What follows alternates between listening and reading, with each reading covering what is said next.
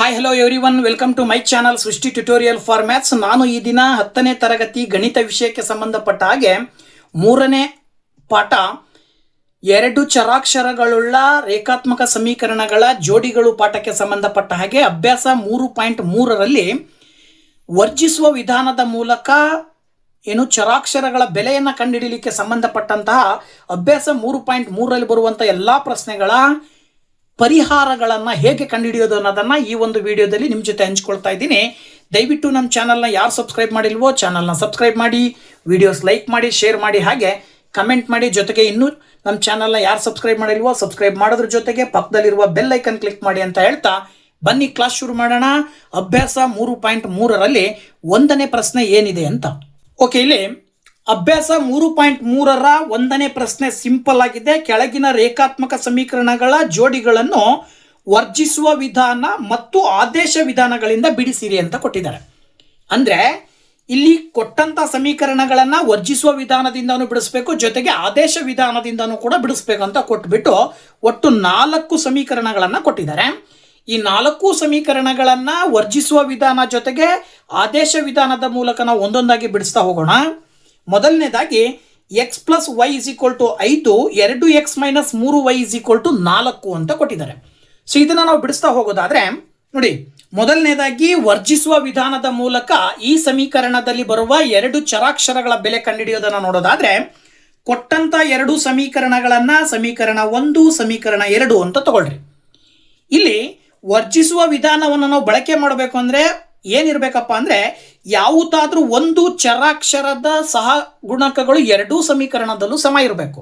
ಅಂದರೆ ಉದಾಹರಣೆಗೆ ಇಲ್ಲಿ ನೀವು ಎಕ್ಸ್ ತಗೊಂಡ್ರಿ ಅಂದರೆ ಕೆಳಗಡೆ ಇರುವ ಸಮೀಕರಣದ ಎಕ್ಸ್ನ ಸಹ ಗುಣಕ ಏನಿರುತ್ತೋ ಮೇಲ್ಗಡೆ ಇರುವ ಸಹ ಗುಣಕನೂ ಅಷ್ಟೇ ಇರಬೇಕು.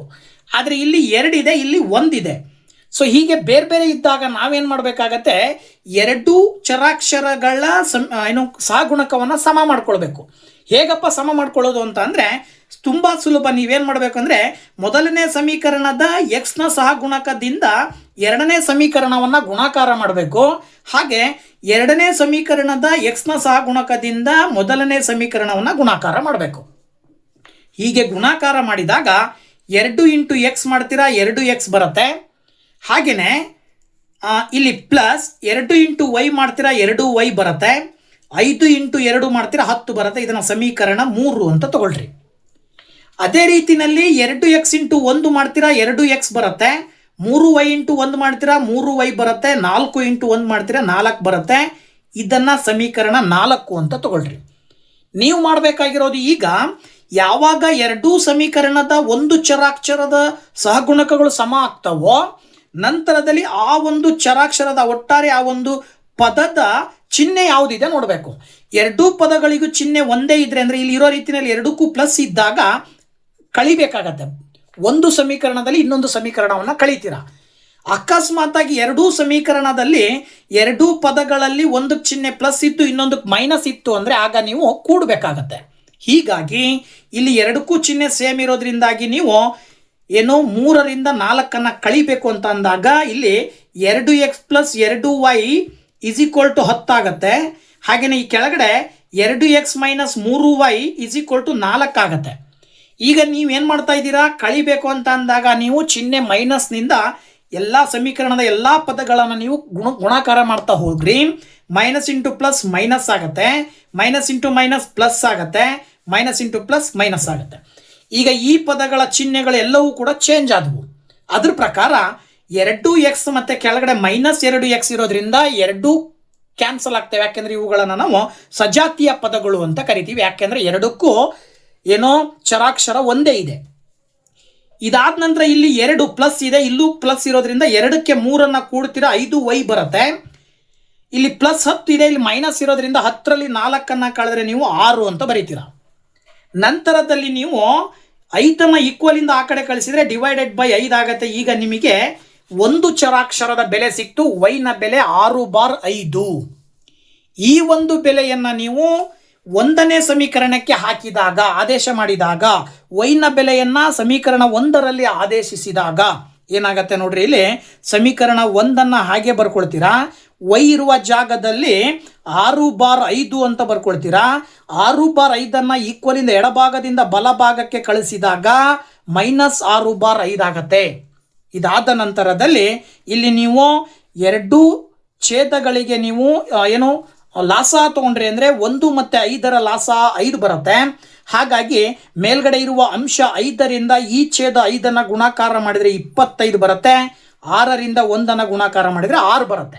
ಇದರ ಅರ್ಥ 25ರಲ್ಲಿ 6ಅನ್ನು ಕಳೆದಾಗ ನಿಮಗೆ 19 ಬರುತ್ತೆ, ಕೆಳಗಡೆ 5 ಹಾಗೆ ಉಳ್ಕೊಳ್ಳುತ್ತೆ. ಇದು ಎಕ್ಸ್ನ ಬೆಲೆ.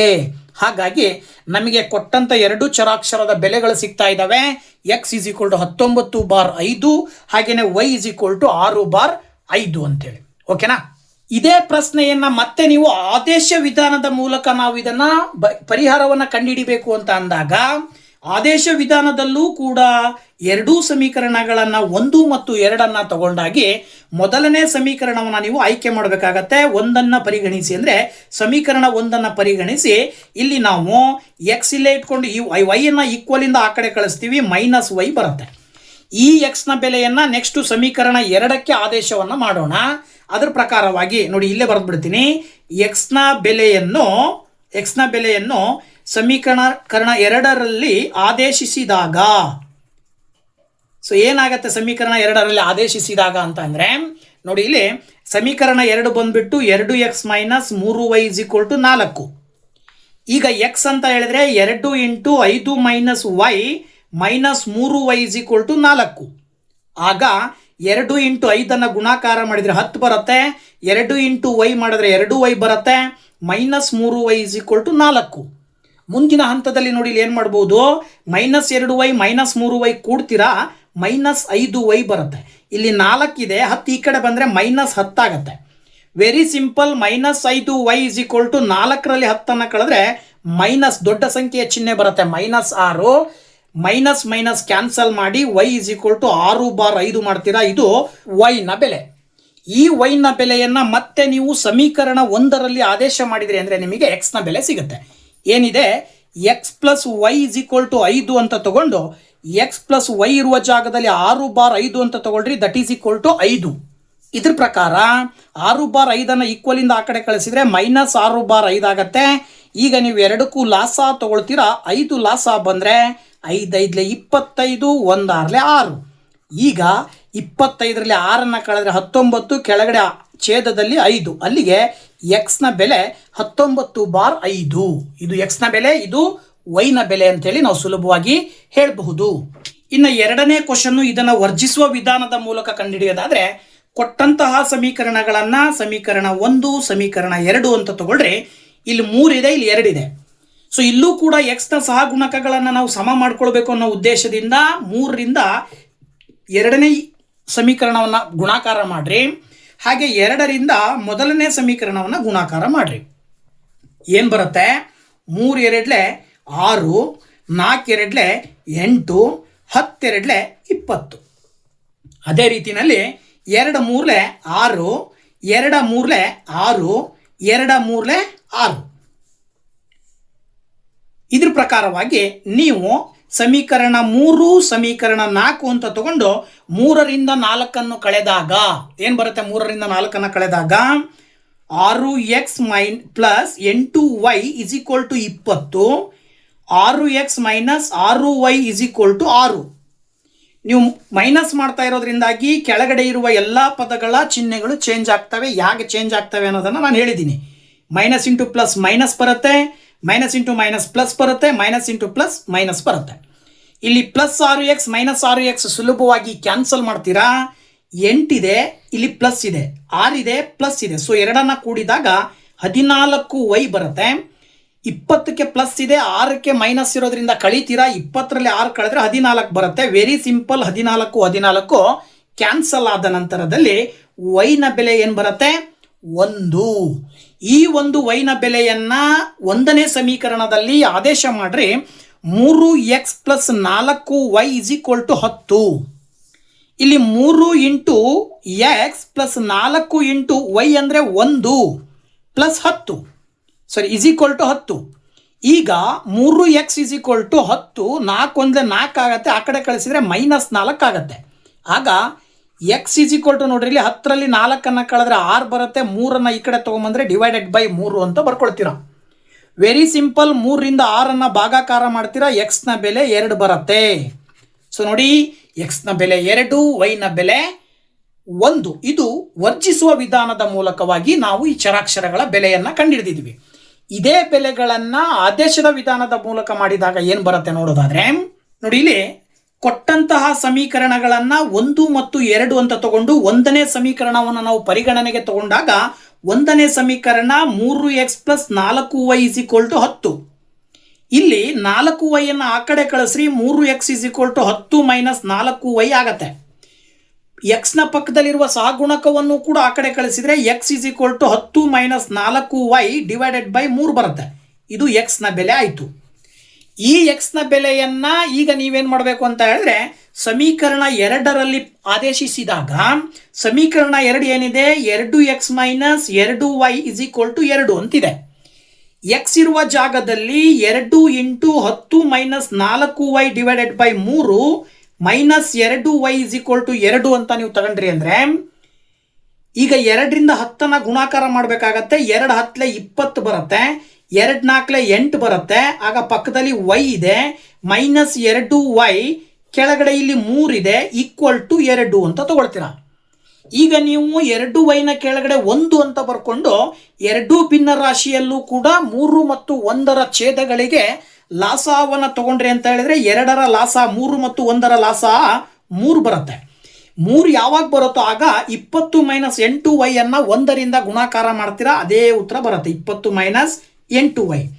-2y ಅನ್ನು 3ರಿಂದ ಗುಣಾಕಾರ ಮಾಡಬೇಕು, -6y ಬರುತ್ತೆ, = ಪಕ್ಕದಲ್ಲಿ 2 ಇದೆ. ಈಗ 20 - 8y - 6y ಕೂಡಿದ್ರೆ ನಿಮಗೆ ಎಷ್ಟು ಬರುತ್ತಪ್ಪ ಅಂದರೆ -14y ಬರುತ್ತೆ. 3ಅನ್ನು ಈಕ್ವಲಿಂದ ಆ ಕಡೆ ಕಳಿಸಿದ್ರೆ 2ರ ಪಕ್ಕದಲ್ಲಿ ಬಂದು ಇಂಟು ಆಗುತ್ತೆ. ಆಗ 2 3 6 ಅಂತ ಬರೀತೀರಾ. ನೋಡಿ, ಈಗ -14y ಬರ್ಕೊಂಡು 20 ಕೂಡ ಆ ಕಡೆ ಕಳಿಸಿದ್ರೆ -20 ಅಂತ ಬರೀಬಹುದು. ಮುಂದಿನ ಹಂತದಲ್ಲಿ -14y = 6ರಲ್ಲಿ 20 ಕಳಿತೀರಾ, 14 ಬರುತ್ತೆ. ದೊಡ್ಡ ಸಂಖ್ಯೆಯ ಚಿಹ್ನೆಯನ್ನು ಹಾಕಬೇಕು, ಮೈನಸ್. ಈಗ ಎರಡೂ ಕಡೆ -14 -14 ಕ್ಯಾನ್ಸಲ್ ಮಾಡಿ ವೈನ ಬೆಲೆಯನ್ನು ನೀವೇನಂತ ಬರಿಬೋದು, 1 ಅಂತೇಳಿ ಬರಿಬೋದು.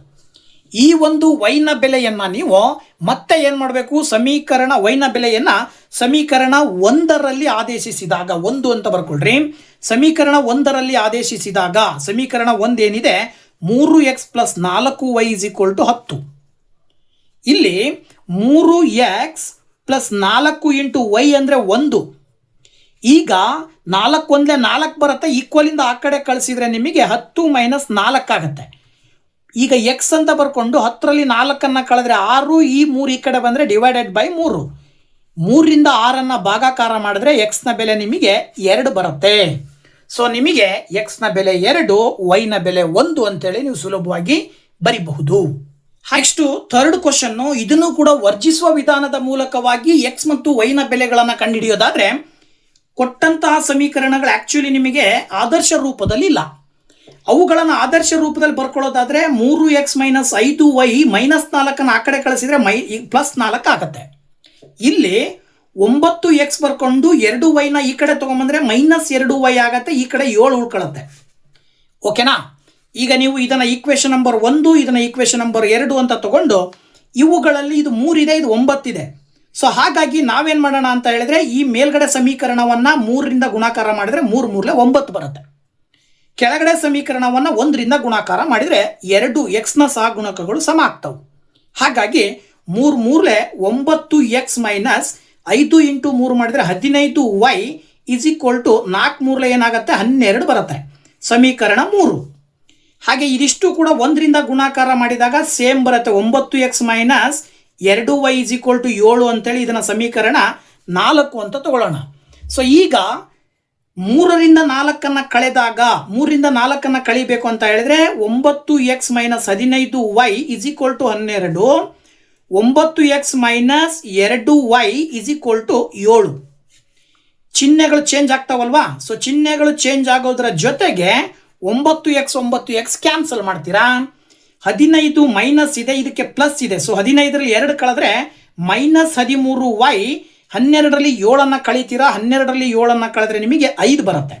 -13 ಈಕ್ವಲಿಂದ ಆ ಕಡೆ ಕಳಿಸ್ತೀರಾ, 5 / 13 ಈ ಚಿಹ್ನೆ ಈ ಕಡೆ ಬರುತ್ತೆ. ವೈಗಿರುವ ಮೈನಸ್ ಕ್ಯಾನ್ಸಲ್ ಮಾಡಿದರೆ ಬಲ ಭಾಗಕ್ಕೆ ಚಿಹ್ನೆ ಬರುತ್ತೆ. ಇದರ ಆಧಾರದ ಮೇಲೆ ವೈನ ಬೆಲೆ ನಿಮಗೆ ಬಂತು ಏನೋ -5 / 13. ಈಗ ಇದನ್ನು ಒಂದನೇ ಸಮೀಕರಣಕ್ಕೆ ಆದೇಶಿಸಿದಾಗ ಒಂದನೇ ಸಮೀಕರಣ ಏನಿದೆ, 3x - 5y = 4. 3x ಅಂತ ಹೇಳಿದ್ರೆ ಹಾಗೆ ಬರ್ಕೊಳ್ತೀರಾ, 5 × y ಅಂತ ಹೇಳಿದ್ರೆ -5 / 13 = 4. ಮುಂದಿನ ಹಂತದಲ್ಲಿ 3x minus into minus plus ಆಗುತ್ತೆ, 5 × 5 = 25 / 13. ಇದನ್ನು ಆ ಕಡೆ ಕಳಿಸಿದ್ರೆ ಮತ್ತೆ -25 / 13 ಆಗುತ್ತೆ. ಈಗ 3x ಇವೆ ಕೆಳಗಡೆ 1 ಅಂತ ಬರ್ಕೊಂಡು 1 ಮತ್ತು 13ಕ್ಕೆ ಲಾಸ ತಗೊಳ್ತೀರಾ, 13 ಬರುತ್ತೆ. 13ಅನ್ನು 4ರಿಂದ ಗುಣಾಕಾರ ಮಾಡಿದಾಗ 52 ಬರುತ್ತೆ. ಈ ಕಡೆ 25 ಒಂದಲೇ 25 ಬರುತ್ತೆ. 3x 52ರಲ್ಲಿ 25ಅನ್ನು ಕಳೆದ್ರಿ ಅಂದರೆ 27 ಬರುತ್ತೆ / 13. ಸುಲಭವಾಗಿ ನೀವು 3ರಿಂದ 27ಅನ್ನು ಭಾಗಾಕಾರ ಮಾಡ್ತೀರಾ, 3 9 27 ಬರುತ್ತೆ. ಇದರ ಅರ್ಥ ಎಕ್ಸ್ನ ಬೆಲೆ 9/13. ಸೊ ನಿಮಗೆ ಎಕ್ಸ್ನ ಬೆಲೆ ಈ ಕಡೆ -5/13 ಬಂತು, ಈ ಕಡೆ ಎಕ್ಸ್ನ ಬೆಲೆ 9/13 ಬಂತು. ಓಕೆನಾ. ನೆಕ್ಸ್ಟ್ ಇದೇ ಕ್ವಶನ್ ಅನ್ನು ನಾವು ಆದೇಶ ವಿಧಾನದ ಮೂಲಕವಾಗಿ ಎಕ್ಸ್ ಮತ್ತು ವೈನ ಬೆಲೆಯನ್ನು ಕಂಡುಹಿಡಿಬೇಕು ಅಂತ ಹೇಳಿದ್ರೆ ಇಲ್ಲಿ ಆದರ್ಶ ರೂಪದಲ್ಲಿ ಬರ್ಕೊಳ್ತೀರಾ, 3x - 5y = 4 ಅಂತೇಳಿ, ಹಾಗೆಯೇ 9x - 2y = 7 ಅಂತ 1 ಮತ್ತು 2 ಅಂತೇಳಿ ಕನ್ಸಿಡರ್ ಮಾಡಿ. ಇದರಲ್ಲಿ ಮೊದಲನೇ ಸಮೀಕರಣವನ್ನು ನೀವು ತಗೊಂಡ್ರೆ 3x - 5y = 4 ಇದೆ. ಇಲ್ಲಿ 5y ಅನ್ನು ಆ ಕಡೆ ಕಳಿಸಿದ್ರೆ 3x = 4 + 5y ಆಗುತ್ತೆ. 3ಅನ್ನು ಕೂಡ ಆ ಕಡೆ ಕಳಿಸಿದ್ರೆ ಅಂದರೆ 4 + 5y / 3 ಅಂತ ಬರ್ತದೆ. ಈ ಒಂದು ಎಕ್ಸ್ನ ಬೆಲೆಯನ್ನು ನಾವು ಎರಡನೇ ಸಮೀಕರಣವನ್ನು ಆಯ್ಕೆ ಮಾಡಿಕೊಂಡು ಅದರಲ್ಲಿ ಬರೆದಾಗ ಎರಡನೇ ಸಮೀಕರಣ ಏನಿದೆ, 9x - 2y = 7. 9 ಇಂಟು ಎಕ್ಸ್ ಅಂತ ಹೇಳಿದ್ರೆ ಏನು ಬರೀತೀರಾ, 4 + 5y / 3 - 2y = 7. 9ರಿಂದ 4 + 5y ಅನ್ನು ನಾವು ಗುಣಾಕಾರ ಮಾಡ್ತಾ ಹೋಗೋಣ. ಈಗ ಏನು ಬರುತ್ತೆ ನೋಡಿ, ಇಲ್ಲಿ 9 × 4 = 36, 36 ಪ್ಲಸ್ 9 × 5 = 45 ಪಕ್ಕದಲ್ಲಿ y ಇದೆ / 3 ಮೈನಸ್ 2y = 7. ಇಲ್ಲೂ ಕೂಡ /1 ಅಂತ ತಗೊಂಡು 3 ಮತ್ತು 1 ಕೆಲ್ಸಿಯಮ್ 3 ಬರುತ್ತೆ ಲಾಸ. 36 + 45y ಅನ್ನು 1ರಿಂದ ಗುಣಾಕಾರ ಮಾಡಿದರೆ 36 + 45y ಬರುತ್ತೆ. 3ಅನ್ನು 2ರಿಂದ ಗುಣಾಕಾರ ಮಾಡಿದರೆ 6y ಬರುತ್ತೆ = 7. ಈಗ ನೋಡ್ರಿ, 45ರಲ್ಲಿ 6ಅನ್ನು ಕಳೆದ್ರೆ ನೀವು 39y ಬರುತ್ತೆ. 3ಅನ್ನು ಈಕ್ವಲಿಂದ ಆ ಕಡೆ ಕಳಿಸ್ತೀರಾ, 3 × 7 ಆಗುತ್ತೆ, 21 ಬರುತ್ತೆ. 36ಅನ್ನು ಆ ಕಡೆ ಕಳಿಸ್ತೀರಾ, -36 ಆಗುತ್ತೆ. ಆಗ y = 21ರಲ್ಲಿ 36ಅನ್ನು ನೀವು ಕಳೆದ್ರಿ ಅಂತ ಹೇಳಿದ್ರೆ ನಂಬರ್ ಏನು ಬರುತ್ತಪ್ಪ, 15 ಬರುತ್ತೆ, ಕೆಳಗಡೆ 39 ಬರುತ್ತೆ. ಇದಿಷ್ಟನ್ನು ನೀವು 3ರಿಂದ ಗುಣಾಕಾರ ಮಾಡ್ತಾ ಹೋದರೆ 3 × 5 = 15, 3 1 3 3 ಸೊ ಇದು ವೈನ ಬೆಲೆ 5/13 ಬಂತು.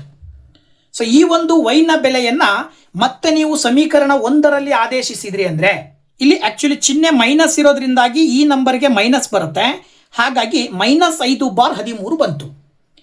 ಇದೇ ವೈನ ಬೆಲೆಯನ್ನು ಸಮೀಕರಣ 1ಕ್ಕೆ ಹಾಕ್ತೀರಾ. ಸಮೀಕರಣ 1 ಬಂದ್ಬಿಟ್ಟು 3x - 5y = 4. ಇಲ್ಲಿ 3x - 5 ಇಂಟು y ಅಂದರೆ -5/13 = 4. ನಂತರದಲ್ಲಿ 3x minus into minus plus 25/13 ಆಗುತ್ತೆ = 4. 3x = 25/13ರಿಂದ ಆ ಕಡೆ ಹೋದರೆ 4 - 25/13 ಪ್ಲಸ್ ಈ ಲೆಫ್ಟಿಂದ ರೈಟಿಗೆ ಹೋದಾಗ ಮತ್ತೆ ಇಲ್ಲಿ ಲಾಸ ತಗೊಳ್ತೀರಾ. 13 ಮತ್ತು 1ಕ್ಕೆ ಲಾಸ ಏನು ಬರುತ್ತೆ, 13 ಬರುತ್ತೆ. 13 × 4ಅನ್ನು ಮಲ್ಟಿಪ್ಲೈ ಮಾಡಿದ್ರೆ 52, 25 × 1ಅನ್ನು ಮಲ್ಟಿಪ್ಲೈ ಮಾಡಿದ್ರೆ 25. 52ರಲ್ಲಿ 25ಅನ್ನು ಕಳೆದ್ರೆ ನಿಮಗೆ 27 ಬರುತ್ತೆ, ಕೆಳಗಡೆ 13. ಮುಂದಿನ ಹಂತ 3ರಿಂದ 27ಅನ್ನು ಭಾಗಾಕಾರ ಮಾಡಿರಿ 9 ಬರುತ್ತೆ, ಹಾಗಾಗಿ ಎಕ್ಸ್ನ ಬೆಲೆ 9/13 ಅಂತೇಳಿ ನೀವು ಸುಲಭವಾಗಿ ಹೇಳಬಹುದು. ನೆಕ್ಸ್ಟ್ 4ನೇ ಪ್ರಶ್ನೆ, X divided by 2 plus 2y divided by 3 is equal to -1 ಅಂತ ಕೊಟ್ಟಿದ್ದಾರೆ. X minus Y divided by 3 is equal to 3 ಅಂತ ಕೊಟ್ಟಿದ್ದಾರೆ. ಕೊಟ್ಟಂತ ಎರಡೂ ಸಮೀಕರಣಗಳನ್ನು 1 ಮತ್ತು 2 ಅಂತ ತಗೊಂಡು ವರ್ಜಿಸುವ ವಿಧಾನದಿಂದ ನೀವು ಮಾಡಬೇಕಾದಾಗ ಏನು ಮಾಡಬೇಕಾಗತ್ತೆ, ಇಲ್ಲಿ ಎಕ್ಸ್ನ ಸಹಗುಣಕ, ಇಲ್ಲೂ ಕೂಡ ಎಕ್ಸ್ನ ಸಹಗುಣಕವನ್ನು ಸಮ ಮಾಡ್ಕೊಳ್ಬೇಕಾಗಿರೋ ಉದ್ದೇಶದಿಂದ ಮೇಲ್ಗಡೆ ಭಿನ್ನ ರಾಶಿಯ ರೂಪದಲ್ಲಿರೋದ್ರಿಂದ ಭಿನ್ನ ರಾಶಿ ಛೇದದಲ್ಲಿ 1 ಬರೋ ರೀತಿಯಲ್ಲಿ ಮಾಡಬೇಕು. ಅಂದರೆ 2 ಮತ್ತು 3ರ ಲಾಸವನ್ನು ತಗೊಂಡು ಆ ಲಾಸದಿಂದ ಗುಣಾಕಾರ ಮಾಡಬೇಕು. ಅದ್ರ ಪ್ರಕಾರ 2 ಮತ್ತು 3ರ ಲಾಸ 6. ಅದೇ ರೀತಿಯಲ್ಲಿ ಕೆಳಗಡೆ ಇಲ್ಲಿ 2ರಿಂದ 6ಅನ್ನು ಭಾಗಾಕಾರ ಮಾಡಿದ್ರೆ 3 ಬರುತ್ತೆ ಎಕ್ಸ್ನ ಸಹಗುಣಕ. ಎಕ್ಸ್ನ ಸಹಗುಣಕ 3 ಬರ್ತಾ ಇದೆ ಅಂದರೆ ಇಲ್ಲೂ ಕೂಡ ಕೆಳಗಡೆ ಇರುವ ಎಕ್ಸ್ನ ಸಹಗುಣಕ 3 ಬರಬೇಕು. ಜೊತೆಗೆ ಇಲ್ಲಿರುವ ಭಿನ್ನ ರಾಶಿಯಲ್ಲಿ ಛೇದ 1 ಆಗಬೇಕು. ಅಂದರೆ ಈ ಸಮೀಕರಣವನ್ನು 3ರಿಂದ ಗುಣಾಕಾರ ಮಾಡಿರಿ. ಆಗ ಎಕ್ಸ್ ಡಿವೈಡೆಡ್ ಬೈ 2 ಇದ್ದಿದ್ದು 2ರಿಂದ 6ಅನ್ನು ಭಾಗಾಕಾರ ಮಾಡೋದ್ರಿಂದ 3x ಉಳಿಯುತ್ತೆ. ಮೈನಸ್ ಇಲ್ಲಿ 3 2 6 ಆಗುತ್ತೆ, 2 2 4y ಉಳಿಯುತ್ತೆ. -1 × 6 ಮಾಡಿದ್ರೆ -6 ಬರುತ್ತೆ. ಇದನ್ನು ಸಮೀಕರಣ 1 ಅಂತ ತಗೊಳ್ರಿ. ಇದಾದ ನಂತರದಲ್ಲಿ 3 × x ಮಾಡ್ತೀರಾ, 3x ಬರುತ್ತೆ. ಇಲ್ಲಿ ಮೈನಸ್ ಇರೋದ್ರಿಂದ ಮೈನಸ್ ಹಾಕಿ 3 3 ಕ್ಯಾನ್ಸಲ್ ಆಗಿ y ಉಳ್ಕೊಳ್ಳುತ್ತೆ. ಈ ಕಡೆ 3 3 9 ಬರುತ್ತೆ. ಸಮೀಕರಣ ಏನು ಇದು 3, ಇದು ಸಮೀಕರಣ 4 ಅಂತ ತಗೊಳ್ರಿ. ನಂತರದಲ್ಲಿ 3ರಿಂದ 4ಅನ್ನು ಕಳೆದಾಗ ಅಂದರೆ ಇಲ್ಲಿ ಸೇಮ್ ಕೆಳಗಡೆ ಮೇಲ್ಗಡೆ ಏನಿದೆಯೋ ಅದೇ ರೀತಿನೇ ಇಲ್ಲಿ ಬರ್ಕೊಂಡು ಕೆಳಗಡೆ 3x minus y is equal to 9 ಅಂತ ಬರ್ಕೊಂಡು ಚಿಹ್ನೆಗಳು ಪ್ರತಿಯೊಂದು ಪದಗಳಿಗೂ ಕೂಡ ಚಿಹ್ನೆಗಳು ಚೇಂಜ್ ಆಗ್ತವೆ. ಆಗ 3x ಕ್ಯಾನ್ಸಲ್ ಆಗುತ್ತೆ. 4ಕ್ಕೆ 1 ಕೂಡಿದ್ರೆ 5y ಬರುತ್ತೆ. 2ಕ್ಕೂ ಚಿಹ್ನೆ ಮೈನಸ್ ಇರೋದ್ರಿಂದ 9ಕ್ಕೆ 6 ಕೂಡಿದ್ರೆ 15 ಬರುತ್ತೆ. 5ರಿಂದ 15ಅನ್ನು ಭಾಗಾಕಾರ ಮಾಡಿದಾಗ ವೈನ ಬೆಲೆ ಸಿಗುತ್ತೆ ನಿಮಗೆ -3. ಈ ವೈನ ಬೆಲೆಯನ್ನು ಸಮೀಕರಣ 1ರಲ್ಲಿ ನಾವು ಆದೇಶಿಸಿದ್ವಿ ಅಂತ ಹೇಳಿದ್ರೆ ಇಲ್ಲಿ ಸಮೀಕರಣ 1 ಏನು ಬರುತ್ತೆ ಅಂದರೆ 3x plus 4y is equal to -6. 3x plus 4 into -3 is equal to -6. ಈಗ 3x ಇಸ್ ಈಕ್ವಲ್ ಟು -6 ಬರ್ಕೊಂಡು ಪ್ಲಸ್ ಇಂಟು ಮೈನಸ್ ಆಗುತ್ತೆ. 4 3 12 ಬರುತ್ತೆ. ಆ 12ನ್ನ ಈಕ್ವಲಿಂದ ಆ ಕಡೆ ಕಳಿಸಿದ್ರೆ +12 ಆಗುತ್ತೆ. ಈಗ ನಿಮ್ಮ ಕೆಲಸ +12ರಲ್ಲಿ 6ಅನ್ನು ಕಳೆದ್ರೆ +6 ಉಳ್ಕೊಳ್ಳುತ್ತೆ. 3ರಿಂದ 6ಅನ್ನು ಭಾಗಾಕಾರ ಮಾಡಿದ್ರೆ ಎಕ್ಸ್ನ ಬೆಲೆ ಬರುತ್ತೆ. ಏನು ಎಕ್ಸ್ನ ಬೆಲೆ 2. ಓಕೆ, ಇಲ್ಲಿ ಎಕ್ಸ್ನ ಬೆಲೆ 2 ಬಂತು, ವೈನ ಬೆಲೆ -3 ಬಂತು. ಇದೇ ಸಮೀಕರಣಗಳನ್ನು ಆದೇಶಿಸುವ ವಿಧಾನದ ಮೂಲಕ ಎಕ್ಸ್ ಮತ್ತು ವೈನ ಬೆಲೆಯನ್ನು ಕಂಡುಹಿಡಿಯೋದಾದರೆ ನೋಡಿ ಇಲ್ಲಿ ಏನು ಮಾಡಬೇಕು ಅಂದರೆ X divided by 2 plus 2y divided by 3 is equal to -1 ಸಮೀಕರಣ 1 ಅಂತ ತಗೊಳ್ರಿ. ಇದನ್ನು ಸಮೀಕರಣ 2 ಅಂತ ತಗೊಂಡು 1ನೇ ಸಮೀಕರಣದ ಪ್ರಕಾರವಾಗಿ X divided by 2 plus 2y divided by 3 is equal to -1 ಅಂತೇನಿದೆ ಇಲ್ಲಿ ನೀವು ಎಕ್ಸ್ ಡಿವೈಡೆಡ್ ಬೈ 2ಅನ್ನು ಮಾತ್ರ ಇಟ್ಕೊಂಡು ಇದನ್ನು ಆ ಕಡೆ ಕಳಿಸಿದರೆ -2y ಡಿವೈಡೆಡ್ ಬೈ 3 ಆಗುತ್ತೆ. ಇದಕ್ಕೆ ನೀವು ಲಾಸ ತಗೊಂಡ್ರಿ ಅಂತ ಹೇಳಿದ್ರೆ 1 ಮತ್ತು 3ರ ಲಾಸ 3 ಬರುತ್ತೆ. -1 ಇಂಟು 3 ಮಾಡಿದರೆ -3, -2y ಇಂಟು 1 ಮಾಡಿದರೆ 2y. ಈ 2ಅನ್ನು ಈಕ್ವಲಿಂದ ಆ ಕಡೆ ಕಳಿಸಿದರೆ ನಿಮಗೆ -3 - 2y ಡಿವೈಡೆಡ್ ಬೈ 3ಅನ್ನು ಈ 2ರಿಂದ ಗುಣಾಕಾರ ಮಾಡಿ ಕೆಳಗಡೆ ಬರ್ಕೊಳ್ತೀರಾ. ಏನು ಬರುತ್ತೆ ಗುಣಾಕಾರ ಮಾಡಿದರೆ -3 ಇಂಟು 2 ಮಾಡಿದ್ರೆ -6, -2 ಇಂಟು 4 ಮಾಡಿದರೆ -4, ಪಕ್ಕದಲ್ಲಿ y ಡಿವೈಡೆಡ್ ಬೈ 3. ಈ ಎಕ್ಸ್ನ ಬೆಲೆಯನ್ನು ಸಮೀಕರಣ 2ರಲ್ಲಿ ನಾವು ಆದೇಶ ಮಾಡಿದ್ವಿ ಅಂದರೆ ಸಮೀಕರಣ 2 ಏನಿದೆ ಅಂತ ನೀವು ಬರ್ಕೊಳ್ಳೋದಾದರೆ ನೋಡಿ ಇಲ್ಲಿ X minus Y divided by 3 is equal to 3 ಅಂತಿದೆ. ಇಲ್ಲಿ ನೀವು ಎಕ್ಸ್ ಇರುವ ಜಾಗದಲ್ಲಿ -6 - 4y divided by 3 -y divided by 3 is equal to 3 ಅಂತ ಬರ್ಕೊಂಡ್ರಿ ಅಂದರೆ ಈಗ ನೀವೇನು ಮಾಡಬಹುದು ನೋಡ್ತಾ ಹೋದರೆ ಇಲ್ಲಿ ಲಾಸಗಳು ಎರಡೂ ಕೂಡ ಸೇಮ್ ಇರೋದ್ರಿಂದ ಅಂದರೆ ಭಿನ್ನ ರಾಶಿಯಲ್ಲಿ ಬರುವ ಎರಡೂ ಛೇದಗಳು ಸಮ ಇರೋದ್ರಿಂದಾಗಿ ನೀವು ಅಂಶ ಛೇದವನ್ನು 3 ಅಂತ ಬರ್ಕೊಂಡು ಮೇಲ್ಗಡೆ ಇರುವ ಅಂಶಗಳನ್ನು ಇಲ್ಲಿ ಮೈನಸ್ ಇರೋದ್ರಿಂದ ಕಳಿಬೇಕು. ಅದ್ರ ಪ್ರಕಾರ -6 - 4y ಪಕ್ಕದಲ್ಲಿ -y ಬರುತ್ತೆ ಇಸ್ ಈಕ್ವಲ್ ಟು ಇಲ್ಲಿ ಏನು ಉಳಿತು 3 ಉಳಿತು. ಇದಾದ ನಂತರದಲ್ಲಿ ನೀವೇನು ಮಾಡ್ಬೋದು ಅಂತ ಹೇಳಿದ್ರೆ ನೋಡಿ ಇಲ್ಲಿ -6 - 4yಗೆ ವೈಯನ್ನು ಕೂಡಿದ್ರೆ 5y ಬಂತು ಈಸ್ ಈಕ್ವಲ್ ಟು 3ಅನ್ನು ಈಕ್ವಲಿಂದ ಆ ಕಡೆ ಕಳಿಸಿದರೆ ಇಂಟು 3 ಆಯಿತು. ಈಗ ನೋಡ್ರಿ ಏನಾಗುತ್ತೆ -6 ಅಥವಾ ನೀವಿಲ್ಲಿ -5y ಬರ್ಕೊಂಡು 3 3 9 ಬರುತ್ತೆ. -6 ಈಕ್ವಲಿಂದ ಆ ಕಡೆ ಕಳಿಸಿದ್ರೆ +6 ಆಗುತ್ತೆ. ಅಲ್ಲಿಗೆ -5y = 15.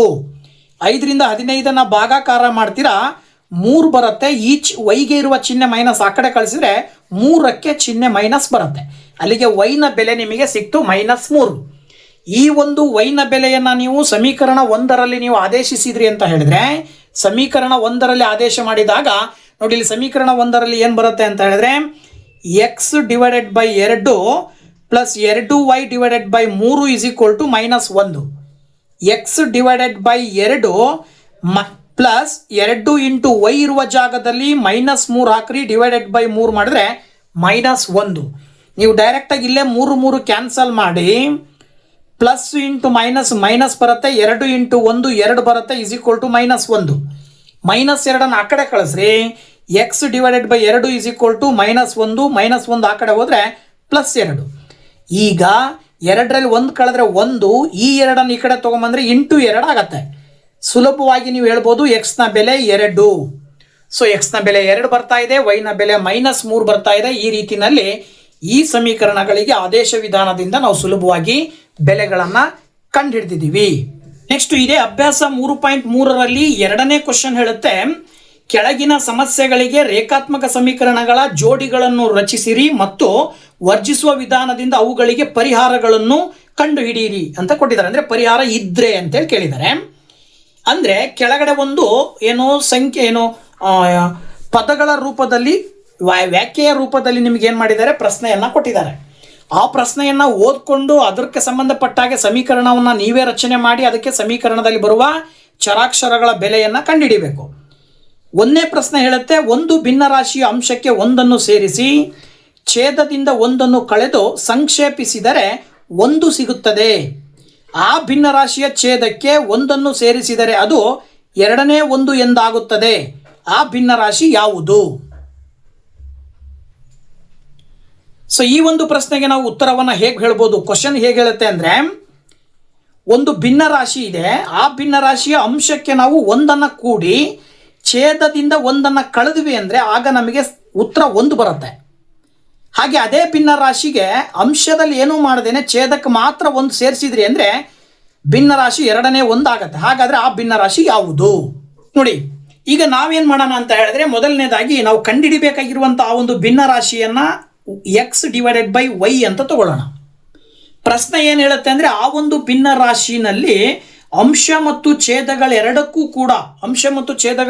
ಕೂಡ ಏನು ಮಾಡಬೇಕಂತೆ, ಮೇಲಿನ ಅಂಶಕ್ಕೆ 1 ಕೂಡಬೇಕು, ಕೆಳಗಡೆಯ ಛೇದಕ್ಕೆ 1 ಕಳಿಬೇಕು. ಆಗ ಉತ್ತರ ಏನು ಬರುತ್ತೆ? 1 ಬರುತ್ತೆ ಅಂತ ಹೇಳಿದ್ದಾರೆ.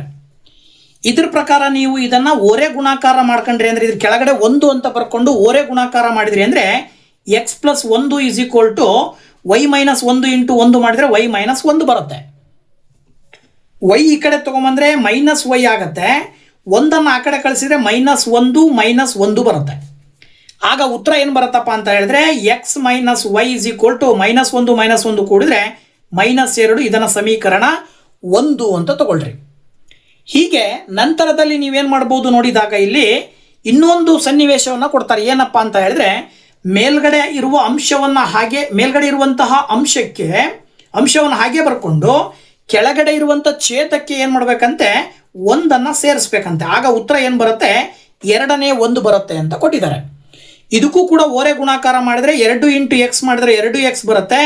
1 ಇಂಟು y + 1 ಮಾಡಿದರೆ y + 1 ಬರುತ್ತೆ. ನೀವು ಈಗ ಏನು ಮಾಡ್ಬೋದು ಅಂದರೆ 2x y ಈ ಕಡೆ ತೊಗೊಂಬಂದರೆ -y ಆಗುತ್ತೆ, = 1 ಅಂತ ತೊಗೊಳ್ಬೋದು. ಈಗ ನೀವೇನು ಮಾಡ್ತೀರಾ, ಸಮೀಕರಣ ಇದನ್ನೇನು ವರ್ಜಿಸುವ ವಿಧಾನದ ಮೂಲಕ ಕಂಡುಹಿಡಿಯಕ್ಕೆ ಕೇಳಿರೋದ್ರಿಂದಾಗಿ ಈಗ ನೀವು ಇದು ಸಮೀಕರಣ 2 ಅಂತ ತಗೊಂಡು ಎರಡೂ ಸಮೀಕರಣಗಳನ್ನು ನೋಡಿದಾಗ y ನ ಸಹಗುಣಕಗಳು ಸಮ ಇದ್ದಾವೆ. ಈ y ನ ಸಹಗುಣಕಗಳು ಸಮ ಇರೋದ್ರಿಂದ ಒಂದು ಸಮೀಕರಣದಲ್ಲಿ ಇನ್ನೊಂದು ಸಮೀಕರಣವನ್ನು ನೀವು ಕಳೆದ್ರಿ ಅಂತ ಹೇಳಿದ್ರೆ, ಚಿಹ್ನೆಗಳು ಸಮ ಇರೋದ್ರಿಂದ 1ರಿಂದ 2 ಕಳೆದಾಗ ಅಂತ ಬರ್ಕೊಂಡು ನೀವು 1ನೇ ಸಮೀಕರಣ x - y = -2, 2ನೇ ಸಮೀಕರಣ 2x - y = 1. ಚಿಹ್ನೆ ಚೇಂಜ್ ಆಗ್ತಾವಲ್ವಾ, ಮೈನಸ್ಸು ಪ್ಲಸ್ಸು ಮೈನಸ್ ಆಗುತ್ತೆ, +y - y ಕ್ಯಾನ್ಸಲ್ ಆಗುತ್ತೆ. -2x ನಲ್ಲಿ 1x ಕಳೆದ್ರೆ -x ಬರುತ್ತೆ. -2ಕ್ಕೆ -1 ಸೇರಿಸಿದರೆ -3 ಬರುತ್ತೆ. ಎಕ್ಸ್ ಮೈನಸ್ ಕ್ಯಾನ್ಸಲ್ ಮಾಡಿದಾಗ ಎಕ್ಸ್ನ ಬೆಲೆ ಏನು ಬರುತ್ತೆ? 3 ಬರುತ್ತೆ. ಈ ಎಕ್ಸ್ನ ಬೆಲೆಯನ್ನು 1ರಲ್ಲಿ ಆದೇಶಿಸಿದಾಗ 1ನೇ ಸಮೀಕರಣ ಬಂದ್ಬಿಟ್ಟು x - y -2. ಇದ್ರ ಪ್ರಕಾರ ಎಕ್ಸ್ ಇರುವ ಜಾಗದಲ್ಲಿ 3 - y -2 ಅಂತ ಬರೀತೀರಾ. ಆಗ -y 3 ಆ ಕಡೆ ಹೋದರೆ -2 -3 ಆಗುತ್ತೆ. -y -2 -3 ಎರಡೂ ಸಜಾತಿಯ ಸಂಖ್ಯೆಗಳಾಗಿರೋದ್ರಿಂದ ಕೂಡಿದಾಗ -5 ಬರುತ್ತೆ. ಎರಡೂ ಕಡೆ ಮೈನಸ್ ಕ್ಯಾನ್ಸಲ್ ಆಗಿ y ನ ಬೆಲೆ 5 ಬರುತ್ತೆ.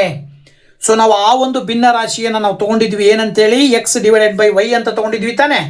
ಅದ್ರ ಪ್ರಕಾರ x ಅಂತ ಹೇಳಿದ್ರೆ ಮೇಲ್ಗಡೆ 3, y ಅಂತ ಹೇಳಿದ್ರೆ ಕೆಳಗಡೆ 5. ಅಂದರೆ ಆ ಒಂದು ಭಿನ್ನ ರಾಶಿ 5ನೇ 3 ಆಗಿರುತ್ತದೆ ಅಂತೇಳಿ ಸುಲಭವಾಗಿ ಹೇಳಬಹುದು.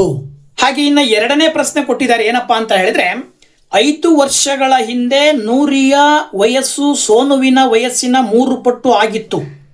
10 ವರ್ಷಗಳ ಬಳಿಕ ನೂರಿಯ ವಯಸ್ಸು ಸೋನುವಿನ ವಯಸ್ಸಿನ 2 ಪಟ್ಟು ಆಗುತ್ತದೆ. ಹಾಗಾದರೆ ನೂರಿ ಮತ್ತು ಸೋನುವಿನ ಈಗಿನ ವಯಸ್ಸೆಷ್ಟು? ತುಂಬ ಸುಲಭವಾಗಿರುವಂಥದ್ದು. ನೂರಿಯ ಈಗಿನ ವಯಸ್ಸು ಮತ್ತು ಸೋನುವಿನ ಈಗಿನ ವಯಸ್ಸು ಕಂಡುಹಿಡಿಬೇಕು. 5 ವರ್ಷಗಳ ನಂತರದಲ್ಲಿ ಅಂದರೆ 5 ವರ್ಷದ ಹಿಂದೆ ನೂರಿಯ ವಯಸ್ಸು ಏನಾಗಿತ್ತು ಅಂದರೆ ಸೋನುವಿನ ವಯಸ್ಸಿನ 3 ಪಟ್ಟು ಇತ್ತು. ಹಾಗೆಯೇ ಇಲ್ಲಿಂದ 10 ವರ್ಷದ ನಂತರ ನೂರಿಯ ವಯಸ್ಸು ಏನಾಗುತ್ತೆ? ಸೋನುವಿನ ವಯಸ್ಸಿನ 2 ಪಟ್ಟು ಹೆಚ್ಚಾಗುತ್ತೆ. ಹಾಗಿದ ಮೇಲೆ ಅವರ ಈಗಿನ ವಯಸ್ಸು ಎಷ್ಟು ಅಂತ ಕೇಳಿದ್ದಾರೆ. ಸೊ ಇದಕ್ಕೆ ನೀವು ಉತ್ತರವನ್ನು ಕಂಡುಹಿಡಿಬೇಕಾದ್ರೆ ನೋಡಿ ಏನು ಮಾಡ್ಬೋದು ಅಂತ ಹೇಳಿದ್ರೆ, ನಾವು ನೂರಿಯ ಪ್ರಸ್ತುತ ಅಥವಾ ಈಗಿನ ವಯಸ್ಸನ್ನು x ಅಂತ ತಗೊಳ್ಳೋಣ. ಹಾಗೆ ಸೋನುವಿನ ಈಗಿನ ವಯಸ್ಸನ್ನು y ಅಂತ ತಗೊಳ್ಳೋಣ. ಪ್ರಶ್ನೆ ಏನು ಹೇಳುತ್ತೆ ಅಂದರೆ 5 ವರ್ಷಗಳ ಹಿಂದೆ ಅಂತ ಹೇಳ್ತಾ ಇದ್ದಾರೆ. ಅಂದರೆ ಅಲ್ಲಿಗೆ ನೂರಿಯ ವಯಸ್ಸು ಈಗ x ಇದೆ ಅಂದರೆ 5 ವರ್ಷಗಳ ಹಿಂದೆ ಅಂದರೆ x - 5 ಬರುತ್ತೆ. ಇದು ಸೋನುವಿನ 5 ವರ್ಷದ ಹಿಂದಿನ ವಯಸ್ಸು ಏನಾಗುತ್ತೆ? y - 5. ಈ ಸೋನುವಿನ ವಯಸ್ಸಿನ 3ರಷ್ಟು ನೂರಿಯ ವಯಸ್ಸಿರುತ್ತೆ ಅಂತ ಕೊಟ್ಟಿದ್ದಾರೆ. ಅದರ ಪ್ರಕಾರ x - 5 3 × y - 5. ಇಲ್ಲಿ x - 5 3 × y ಮಾಡಿದ್ರೆ 3y ಬರುತ್ತೆ. 3 × 5 ಮಾಡಿದ್ರೆ 15 ಬರುತ್ತೆ. ಈಗ ನೀವು 3y ಈ ಕಡೆ ತಗೊಳ್ರಿ, -3y ಆಗುತ್ತೆ. 15 ಆ ಕಡೆ ತಗೊಳ್ರಿ, +15 ಆಗುತ್ತೆ. ಸಾರಿ, 5 ಆ ಕಡೆ ತಗೊಳ್ರಿ, +5 ಆಗುತ್ತೆ. ನೀವು ಇದನ್ನು ಏನಂತ ಬರಿಬೋದು ಈಗ ಅಂದರೆ x - 3y -10 ಅಂತ ಬರಿಬೋದು. ಇದನ್ನು ಸಮೀಕರಣ 1 ಅಂತ ತಗೊಳ್ರಿ.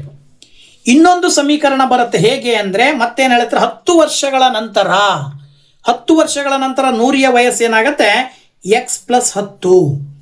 ಅದೇ ರೀತಿ ಸೋನುವಿನ ವಯಸ್ಸು ಏನಾಗುತ್ತೆ? y + 10. ಇದೇನಾಗಿರುತ್ತಂತೆ? ಸೋನುವಿನ 2ರಷ್ಟು ನೂರಿಯ ವಯಸ್ಸಾಗಿರುತ್ತೆ ಅಂತ ಕೊಟ್ಟಿದ್ದಾರೆ. ಹಾಗಾಗಿ ನೀವು ಇಲ್ಲಿ 2 ಅಂತ ತಗೊಳ್ಬೇಕು. ಇದನ್ನು ಸುಲಭೀಕರಿಸಿದಾಗ x + 10 2 × y ಮಾಡಿದ್ರೆ 2y + 2 × 10 ಮಾಡಿದ್ರೆ 20 ಬರುತ್ತೆ. ಈಗ 2y ಈ ಕಡೆ ತಗೊಳ್ರಿ, -2y ಆಗುತ್ತೆ. ಹಾಗೆಯೇ ಇಲ್ಲಿ 20 10 ಈ ಕಡೆ ಬಂದರೆ -10 ಆಗುತ್ತೆ. ಈಗ x - 2y 20ರಲ್ಲಿ 10 ಕಳಿತೀರ, 10 ಬರುತ್ತೆ. ಇದನ್ನು ಸಮೀಕರಣ 2 ಅಂತ ತಗೊಳ್ರಿ. ಈಗ ಈ ಸಮೀಕರಣಗಳನ್ನು ನೋಡಿದಾಗ ಈ 2 ಸಮೀಕರಣಗಳಲ್ಲಿ x ನ ಸಹಗುಣಕಗಳು ಸಮ ಇದಾವೆ. ಸೊ x ನ ಸಹಗುಣಕಗಳು ಸಮ ಇರೋದ್ರಿಂದಾಗಿ ನೀವು 1ರಲ್ಲಿ 2 ಕಳಿತೀರಾ. ಸೊ 1ರಿಂದ 2 ಕಳಿಬೇಕಾದಾಗ 1ನೇ ಸಮೀಕರಣ x - 3y -10. ಇನ್ನೊಂದು ಸಮೀಕರಣ x - 2y 10. ಓಕೆನಾ? ಸೊ ಇವೆರಡನ್ನ ಸುಲಭ ರೂಪದಲ್ಲಿ ಬರೆದಾಗ ಇಲ್ಲಿ ನೀವು ಕಳೆದಾಗ ಕೆಳಗಡೆ ಸಮೀಕರಣದ ಎಲ್ಲ ಚಿಹ್ನೆಗಳು ಏನಾಗ್ತವೆ? ಚೇಂಜ್ ಆಗ್ತವೆ.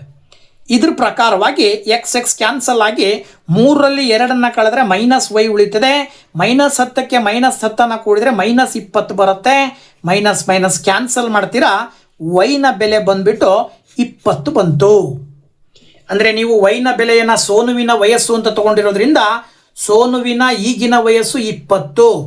ಈ ಸೋನುವಿನ ವಯಸ್ಸನ್ನು ನಾವು ಸಮೀಕರಣ 1ಕ್ಕೆ ಹಾಕಿದಾಗ y ನ ಬೆಲೆಯನ್ನು 1ರಲ್ಲಿ ಆದೇಶಿಸಿದಾಗ y ನ ಬೆಲೆ x - 3y -10.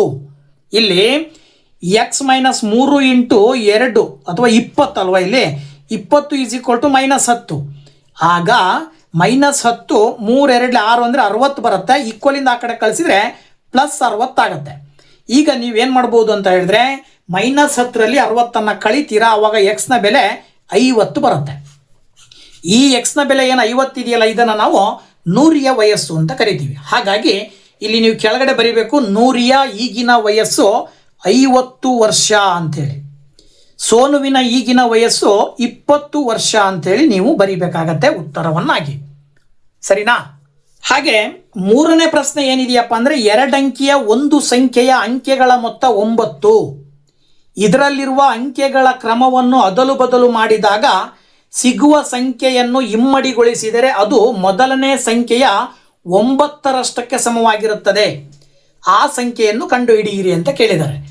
ಪ್ರಶ್ನೆ ಸುಲಭ. 2 ಅಂಕಿಯ ಒಂದು ಸಂಖ್ಯೆ ಇದೆ, ಆ 2 ಅಂಕಿಯಲ್ಲಿ ಬರುವ 2 ಅಂಕಿಗಳನ್ನು ಕೂಡಿದರೆ 9 ಬರಬೇಕು. ಜೊತೆಗೆ ಆ 2 ಅಂಕಿಗಳನ್ನು ಅದಲು ಬದಲು ಮಾಡಿ ಬರೆದು ಅದನ್ನು 2ರಿಂದ ಗುಣಾಕಾರ ಮಾಡಿದಾಗ ಬರುವ ಒಂದು ಗುಣಲಬ್ಧ ಏನಾಗಿರುತ್ತಂತೆ, ಮೊದಲನೇ ಸಂಖ್ಯೆಯ 9ರಷ್ಟಿರುತ್ತೆ ಅಂತ ಕೊಟ್ಟಿದ್ದಾರೆ. ಹಾಗಿದ್ಮೇಲೆ ಆ 2 ಸಂಖ್ಯೆಗಳು ಅಥವಾ ಆ ಒಂದು ಸಂಖ್ಯೆಯಲ್ಲಿ ಬರುವ 2 ಅಂಕಿಗಳು ಯಾವುವು ಅಥವಾ ಆ ಸಂಖ್ಯೆ ಯಾವುದು ಅಂತ ಕೇಳಿದ್ದಾರೆ.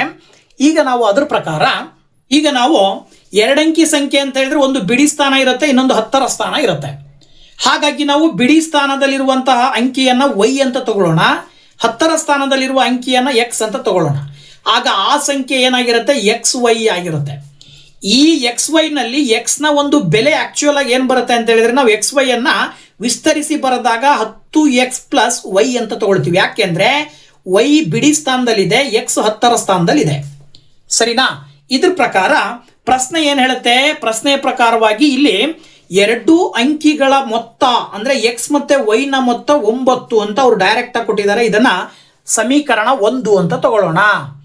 ಇದಾದ ನಂತರದಲ್ಲಿ ಇನ್ನೊಂದ್ರ ಪ್ರಕಾರವಾಗಿ ಇನ್ನೊಂದು ಏನು ಹೇಳ್ತಾರೆ ಅವರು ಅಂತ ಹೇಳಿದ್ರೆ, ಸಪೋಸ್ ಈ 2 ಅಂಕೆಗಳನ್ನು ಅದಲು ಬದಲು ಮಾಡಿ ಅಂತ ಕೊಟ್ಟಿದ್ದಾರೆ. ಅಂದರೆ ಎಂತೆ y ನ 10ರ ಸ್ಥಾನದಲ್ಲಿ ಬರೆದು x ನ ಬಿಡಿ ಸ್ಥಾನದಲ್ಲಿ ಬರೆದು ಇದನ್ನ 2ರಿಂದ ಗುಣಾಕಾರ ಮಾಡಿ ಅಂದರೆ ಇಮ್ಮಡಿಗೊಳಿಸಿ ಅಂತ ಕೊಟ್ಟಿದ್ದಾರೆ ತಾನೆ. ಇದನ್ನು 2ರಿಂದ ಗುಣಾಕಾರ ಮಾಡಿದರೆ ಮೊದಲಿನ ಸಂಖ್ಯೆ ಏನು ಬರುತ್ತಲ್ಲ, ಇದು ಈ 10x + y ಏನು ಬರುತ್ತಲ್ಲ, ಇದು 9ರಷ್ಟು ಆಗತ್ತೆ ಅಂತ ಕೊಟ್ಟಿದ್ದಾರೆ. ಇದರ 9ರಷ್ಟಕ್ಕೆ ಸಮ ಇರುತ್ತೆ ಈ ಸಂಖ್ಯೆ ಅಂತ ಕೊಟ್ಟಿದ್ದಾರೆ. ಇದನ್ನು ಸುಲಭೀಕರಿಸಿದಾಗ 2 × 10 ಮಾಡಿದ್ರೆ 10y ಬರುತ್ತೆ, 2 × x ಮಾಡಿದ್ರೆ 2x ಬರುತ್ತೆ, 10 × 9 ಮಾಡಿದ್ರೆ 90x ಬರುತ್ತೆ, 9 × y ಮಾಡಿದ್ರೆ 9y ಬರುತ್ತೆ. 90x ಅನ್ನ ಈ ಕಡೆ ತೊಗೊಂಡ್ರೆ 90ರಲ್ಲಿ 2 ಕಳಿತೀರ, ಅಥವಾ ಈ ಕಡೆನೇ ತೊಗೊಳ್ರಿ. ಈಗ ನೀವು 90x ಇಲ್ಲೇ ಬರ್ಕೊಂಡು ಇದನ್ನ ಈ ಕಡೆ ತೊಗೊಂಡ್ಬಂದ್ರೆ -2x ಆಗುತ್ತೆ. ಹಾಗೇನೆ ಇಲ್ಲಿ 9y ಅನ್ನ ಇಲ್ಲೇ ಬರ್ಕೊಂಡು 10y ಅನ್ನ ಈ ಕಡೆ ತೊಗೊಂಡ್ಬಂದ್ರೆ -10y ಆಗುತ್ತೆ, = 0 ಅಂತ ಬರಿಬೋದು. 90ರಲ್ಲಿ 2 ಕಳಿತೀರಾ 88x ಬರುತ್ತೆ. 10y ನಲ್ಲಿ 9y ಅನ್ನ ಕಳಿತೀರಾ, ಸೊ ಇಲ್ಲಿ 2 × 10 20 ಬರುತ್ತೆ. ಸೊ ಅದ್ರ ಪ್ರಕಾರ ಇದು 20 ಅಲ್ವಾ. ಸೊ ಈಗ ಸರಿ ಆಯ್ತು ನೋಡ್ರಿ. ಈಗ ಏನು ಮಾಡ್ಬೋದು ಅಂದರೆ 88 ಬಂತು, 20ರಲ್ಲಿ 9 ಕಳೆದಾಗ ನಿಮಗೆ 11y ಬರುತ್ತೆ, = 0. ಈ ಸಮೀಕರಣವನ್ನು ನೀವು 11ರಿಂದ ಭಾಗಾಕಾರ ಮಾಡಿ ಬರ್ಕೊಂಡ್ರಿ ಅಂತ ಹೇಳಿದ್ರೆ 88ಅನ್ನು 11ರಿಂದ ಭಾಗಿಸಿದ್ರೆ 8x ಬರುತ್ತೆ. 11ರಿಂದ 11ಅನ್ನು ಭಾಗಾಕಾರ ಮಾಡಿದ್ರೆ y ಬರುತ್ತೆ. ಸಮೀಕರಣ 1ರಲ್ಲಿ y ಇದೆ, ಇಲ್ಲೂ ಕೂಡ y ಇದೆ. y ನ ಸಹಗುಣಕಗಳು ಸಮ ಇದ್ದಾವೆ. ಜೊತೆಗೆ 2 ಚಿಹ್ನೆಗಳು ಬೇರೆ ಬೇರೆ ಇದಾವೆ. ಒಂದು ಚಿಹ್ನೆ ಪ್ಲಸ್ ಇದೆ, ಇನ್ನೊಂದು ಚಿಹ್ನೆ ಮೈನಸ್ ಇದೆ. ಈ ರೀತಿ ಚಿಹ್ನೆಗಳು ಬೇರೆ ಬೇರೆ ಇದ್ದಾಗ ನಾವೇನು ಮಾಡಬೇಕಾಗತ್ತೆ, 1 ಮತ್ತು 2ನೇ ಸಮೀಕರಣಗಳನ್ನು ಕೂಡಿ ಕೂಡಬೇಕು. ಆಗ ಏನು ಬರುತ್ತೆ ಕೂಡಿದಾಗ ನೋಡಿ, ಇಲ್ಲಿ ಏನಿದೆ ಅಂತ ಹೇಳಿದ್ರೆ x + y = 9 ಅಂತ ಬರ್ಕೊಂಡು x + y = 9 ಅಂತ ಹೇಳಿ ಬರ್ಕೊಂಡು ಇದರ ನಂತರದಲ್ಲಿ ನೀವೇನು ಬರೀತೀರಾ, 8x - y = 0. ನೀವು ಕೂಡ್ತಾ ಇದ್ದೀರಾ ಅಂದರೆ ಯಾವುದೇ ಚಿಹ್ನೆಗಳು ಚೇಂಜ್ ಆಗಲ್ಲ, ಬದಲಾಗಿ 8xಗೆ x ಕೂಡಿದರೆ 9x ಬರುತ್ತೆ, +y - y ಕ್ಯಾನ್ಸಲ್ ಆಗುತ್ತೆ, 9ಕ್ಕೆ 0 ಕೂಡಿದರೆ 9 ಬರುತ್ತೆ. 9ರಿಂದ 9ಅನ್ನು ಭಾಗಾಕಾರ ಮಾಡಿದ್ರೆ x ನ ಬೆಲೆ ನಿಮಗೆ 1 ಬರುತ್ತೆ. ಈ ಒಂದು x ನ ಬೆಲೆಯನ್ನು 1ನೇ ಸಮೀಕರಣಕ್ಕೆ ಆದೇಶಿಸಿದಾಗ x + y = 9 ಅಂತ ತಗೊಂಡ್ರೆ 1 + y = 9 ಆಗತ್ತೆ. 1ಅನ್ನು ಆ ಕಡೆ ಕಳಿಸ್ರಿ, 9 - 1 ಬರುತ್ತೆ, y ನ ಬೆಲೆ ಆಗ 8 ಬರುತ್ತೆ. ಹಾಗಾಗಿ ನಾವು ಆ ಒಂದು ಸಂಖ್ಯೆಯನ್ನು XY ಅಂತ ತಗೊಂಡಿದ್ದೀವಿ ತಾನೆ. ಅದ್ರ ಪ್ರಕಾರವಾಗಿ x ಅಂತ ಹೇಳಿದ್ರೆ 1, y ಅಂದರೆ 8 ಅಂದರೆ ಆ ಸಂಖ್ಯೆಯು 18 ಆಗಿರುತ್ತದೆ ಅಂಥೇಳಿ ನಾವು ಸುಲಭವಾಗಿ ಹೇಳಬಹುದು. ಇನ್ನು 4ನೇ ಪ್ರಶ್ನೆಯನ್ನು ಕೊಟ್ಟಿದ್ದಾರೆ. ಏನಪ್ಪಾ ಅಂದರೆ, 2000ವನ್ನು ಹಿಂಪಡೆಯಲು ಮೀನಾ ಬ್ಯಾಂಕಿಗೆ ಹೋದಳು. ಅವಳು ನಗದು ಗುಮಾಸ್ತರಲ್ಲಿ 50 ರೂಪಾಯಿ ಮತ್ತು 100 ರು ನೋಟುಗಳನ್ನು ಮಾತ್ರ ನೀಡುವಂತೆ ಹೇಳಿದಳು. ಮೀನಾಳಿಗೆ ಒಟ್ಟು 25 ನೋಟುಗಳು ದೊರೆತವು. 50 ರೂರ ಮತ್ತು 100 ರೂಗಳ ಎಷ್ಟೆಷ್ಟು ನೋಟುಗಳನ್ನು ಅವಳು ಪಡೆದಳು ಎಂಬುದನ್ನು ಕಂಡುಹಿಡಿಯಿರಿ. ಪ್ರಶ್ನೆ ತುಂಬ ಸುಲಭ. ಏನೋ ಮೀನಾ ಬ್ಯಾಂಕಿಗೆ ಹೋಗಿ 2,000 ರೂಪಾಯಿ ದುಡ್ಡು ಬಿಡಿಸ್ತಾಳೆ.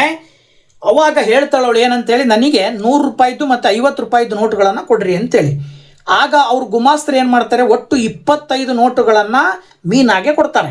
ಹಾಗಿದ್ಮೇಲೆ ಕೊಟ್ಟಂಥ 25 ನೋಟುಗಳಲ್ಲಿ 50 ರೂಪಾಯಿಯ ನೋಟುಗಳೆಷ್ಟು ಮತ್ತು 100 ರೂಪಾಯಿಯ ನೋಟುಗಳೆಷ್ಟು ಅನ್ನೋದು ಪ್ರಶ್ನೆ. ಈ ಪ್ರಶ್ನೆಗೆ ನೀವು ಉತ್ತರವನ್ನು ಕಂಡುಹಿಡಿಬೇಕಾದ್ರೆ ನಾವು ಮೊದಲನೇದಾಗಿ ಏನು ಮಾಡೋಣ, 50 ರೂಪಾಯಿ ಮುಖಬೆಲೆಯ ನೋಟುಗಳನ್ನು ನಾವು ಎಕ್ಸ್ ಅಂತ ತಗೊಳ್ಳೋಣ. ಅದೇ ರೀತಿಯಲ್ಲಿ 100 ರೂನ ಮುಖಬೆಲೆಯ ನೋಟುಗಳನ್ನು ವೈ ಅಂತ, ನೋಟುಗಳ ಸಂಖ್ಯೆಯನ್ನು ವೈ ಅಂತ ತಗೊಳ್ಳೋಣ. ಅವ್ರು ಹೇಳ್ತಾರೆ 2,000 ರೂಪಾಯಿ ಒಟ್ಟು ದುಡ್ಡು. ಆ 2,000 ರೂಪಾಯಿದಲ್ಲಿ ಏನಾಗತ್ತಪ್ಪ ಅಂತ ನೋಡೋದಾದ್ರೆ, ಅವರಿಗೆ ಕೊಟ್ಟಂತ, ಮೀನಾಗೆ ಕೊಟ್ಟಂತ ಒಟ್ಟು ನೋಟುಗಳ ಸಂಖ್ಯೆ 25. ಅದ್ರ ಪ್ರಕಾರ ನೀವು X plus Y is equal to 25 ಅಂತ ತಗೊಳ್ತೀರಾ. ಇದನ್ನ ಸಮೀಕರಣ 1 ಅಂತ ಬರ್ಕೊಳ್ತೀರಾ.